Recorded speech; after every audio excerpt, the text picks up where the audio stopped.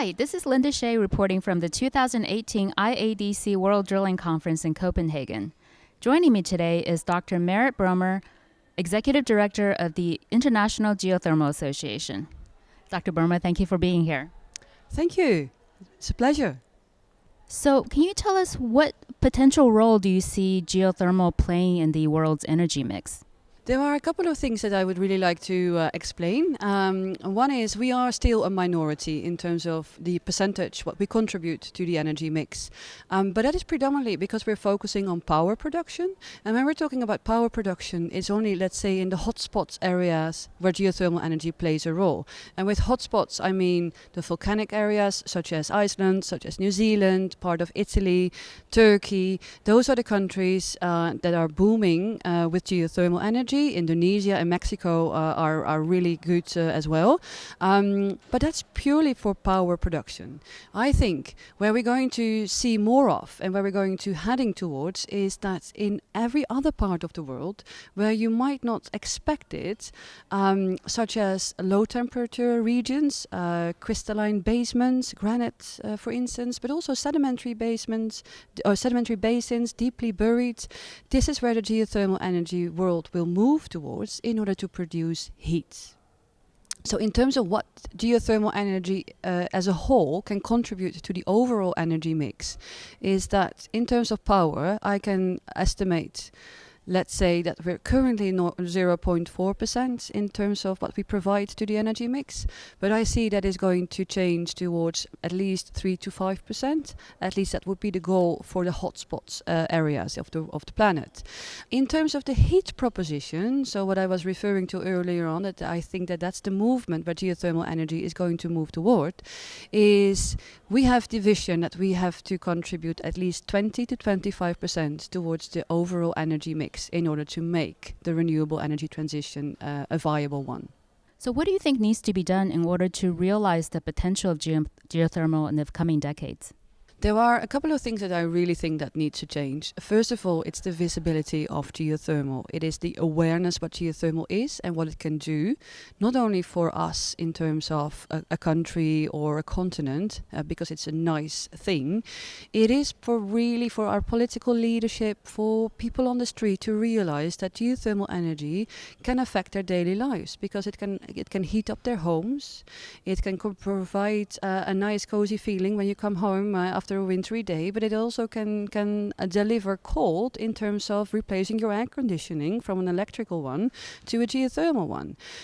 Also, I think geothermal, in terms of visibility, needs to step up its game in terms of providing a good database of how much is actually there, how much are the reserves and what are the resources, where are they, how can we find them, so the exploration part, but fundamentally also is how we produce them. And moving away from that hot temperature volcanic basins more to granites and the sedimentary basins. Along with this comes the notion that we need to understand how much we can produce from those non-conventional, if you like, basins.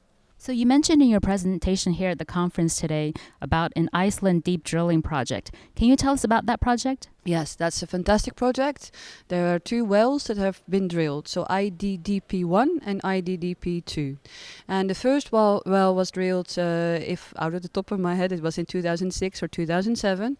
And so the Icelanders worked a lot with the oil and gas companies in order to find and reach the magma intrusion. And they had a conceptual model that they would target it at about 3 to 4 kilometers depth. However, that first well already encountered magma at 2.5 kilometer, and from one moment to the other, the temperature curve blew up, and hence it was called off, and it was relatively speaking a success because it hit magmatic intrusion, however not at the predicted depth. Hence the tools and all the equipment and the entire well was not fit for purpose because people expectations, and hence the design of that was completely off. The second project was finished in 2016. It took a couple of years to collect thoughts and show some leadership in terms of where they wanted to head towards. They drilled it and they reached at 4.5 kilometers depth. They reached the magma. They were even able to core on the way a few of these magmatic intrusions, so that for a geologist that is just an absolute dream to come true.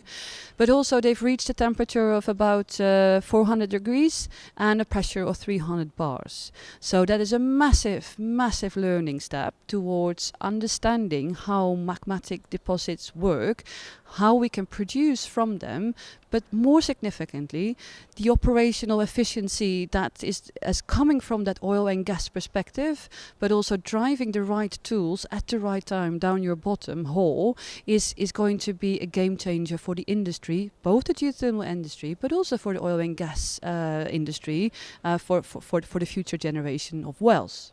So you came to a drilling conference and talked about geothermal. So why do you think the drilling industry should pay more attention to geothermal? I think they are already paying attention to geothermal, and I think that is already quite good. And I think it is also of that reason that I was invited to speak on behalf of the IGA about geothermal. Where I see that we can learn from each other, but also where we can share best practices, it's really on that innovation sphere. It is where the companies who are very much equipped towards providing, let's say, tools, instruments, their design towards the oil and gas industry, if I could, let's say, tap into their brains and have them innovate with the geothermal community in all different aspects of geothermal, so the hotspots, the basement stuff, and the sedimentary basins deeply buried, of whom we have no idea how they look like and how we can exploit the resource out of that. If we can work together, collaborate with the oil and gas industry, and then specifically the drilling community, that would be a major breakthrough. Well, Dr. Burmer, thank you so much for being here and for sharing your insights. Well, thank you very much for inviting me to be on stage, but also for the short interview on the video. I really appreciate it. Thank you. And thank you, viewers, for joining us on drillingcontractor.org.